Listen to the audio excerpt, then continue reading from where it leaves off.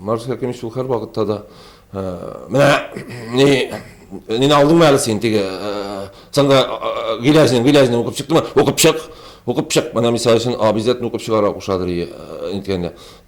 Аннарысын бит инде барасың театрга, әйдә кереп утыр, репетициягә репетициягә. Кереп утырасың репетиция, карап утырасың, анасын репетиция битә. Ну ничек? Тәмәлләр нәрсә түгел әле, я булмаса инде бик яхшы була Марсель Хакимович. Нәрсә булмый? Әйт кайсы дип шулай әйтеп Марсель Хакимович. Рөстәм Галиев устазы Марсель Сәлимҗановны шулай искә ала. Кийекле авылы егете театр училищесында бөек режиссурда белем ала. Артист өчен театр сәнгатенә фатиха бирүче дә Марсель Сәлимҗанов була. Марсель Хакимовичның сүзе бар иде. Туктап тормагыз, бер кайчанда. Минем театрымны ачканда килде бу. Birinci spektaklım oynanına vat. Mene açtım mı tiyatr? Etem açtım. Tuttaptırma.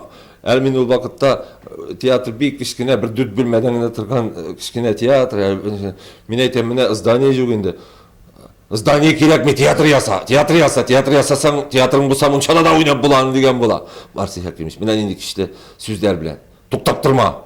Моңа кадәр районда бердән бер Татарстан Республикасының атказанган сәнгать эшлеклесе булса, Рөстәм Галиев хәзер Татарстанда Марсель Сәлимҗановның премиясенә беренчеләрдән лаек булган 3 лауреатның берсе. Уку бетте де. Эшләрсез инде, китәрсез инде. Бер артист чыгар, ике артист чыгар битен курсагыздан. Не әйтәм? Ну менә Рөстәмгә авыр була инде. Мен шундый уңайсыз, миңа ачу килә инде. Әйтәм, ничек миңа авыр булсын инде. Ну, нәрсәдән авыр? Бу бит инде мине ничектер нитә кебек, унижать кебек. Мин аңламыйм, укытучының нәрсә әйтүен. Бер җыллар узгач, менә гомер узгач, аңлыйм. Ничек ул миңа авыр буласын әйткән. Мин хәзер күтәреп торам, иңемдә күпме тау. Менә ничек авыр була икән. Күкрәк билгесе һәм премия Галиәскәр Камал исемендәге театр бинасында тапшырылган. Театраль бүләк 2 елга бер тапкыр бирелә. Бөек шәхес Марсель Сәлимҗанов исемендәге премиягә лаек булу зур бурычлар йөкле ди режиссер.